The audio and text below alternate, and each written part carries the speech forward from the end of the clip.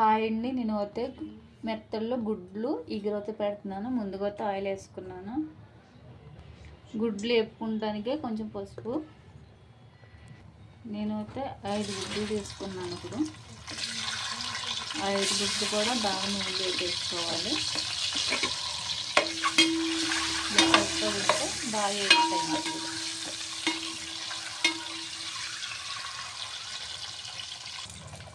కొసి వేసుకుంటే వల్ల ఈ గుడ్డ అన్నది దానికి పట్టుకోదు, అందుకని మనకి మంచిగా వేగుతుంది అన్నమాట.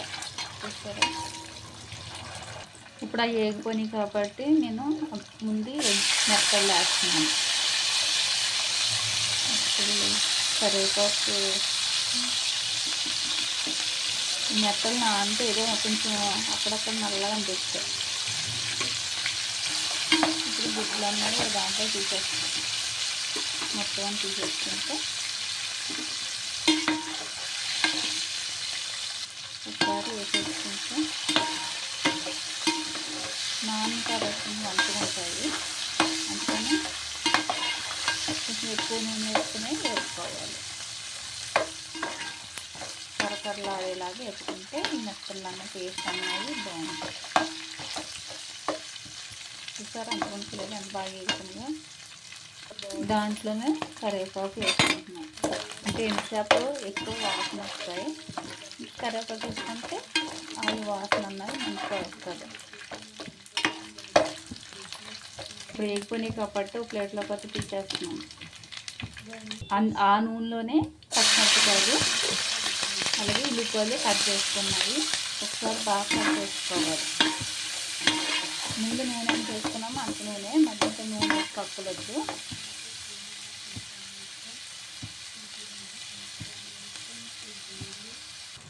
ఉల్లిపాయలు వేగినాయి కాబట్టి అల్లం వెల్లుల్లి పేస్ట్ వేసి ఒకసారి వేసుకుంటే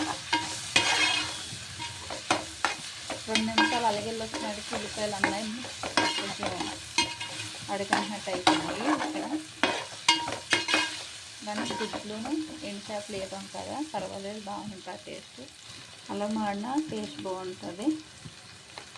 ఎండుచేపలు ఎంత వేడితే అంత టేస్ట్ వస్తాయి. ఉప్పు వేసుకున్నాం కదా, పసుపు వేసుకున్నాము. కారం కూడా వేసుకుని కలిపేసుకోవాలి. పచ్చిమిరపకాయలు ఎక్కువ వేసాం కాబట్టి కారం కొత్త వేసుకోవాలి. ఒకసారి బాగా కలుపుకొని ఇప్పుడు అయితే మెత్తల్లో కూడా వేపుకున్నాయి కూడా వేస్తూ ఉన్నాను. ఎండు చేపలు అన్నది చేస్తాం కానీ ఎండు మెత్తళ్ళు గుడ్లు ఎగురమాట. ఇప్పుడు అన్నీ వేసుకున్నాం కాబట్టి ఇప్పుడు గుడ్లు కూడా వేసుకోవాలి.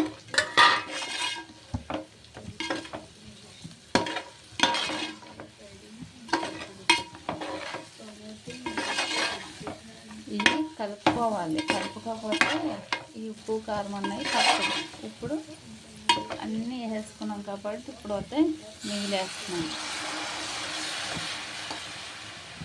మంచినీళ్ళ గ్లాస్ తోటి 2 గ్లాసులు అయితే వేస్తున్నాను.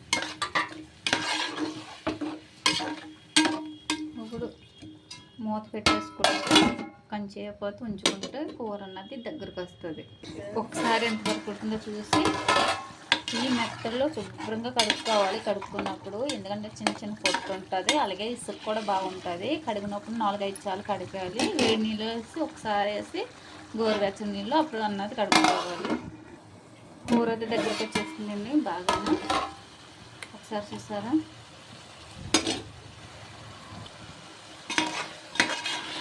ఎప్పుడైనా సరే ఎండు మెత్తలు గుడ్లు ఉన్నప్పుడు కొన్ని నీరు వేసుకొని మూత పెట్టేసి ఉంచుకుంటే ఉల్లిపాయలు అన్నవి చాలా మెత్తగా అయిపోతాయి. బాగా టేస్టీగా కూడా వస్తుంది. గ్రేవీ కూడా మెత్తగా ఉంటుంది అన్నమాట. అలాగని ఇదిగోండి లాస్ట్ని కొత్తిమీర వేసేసి దింపేస్తున్నాను.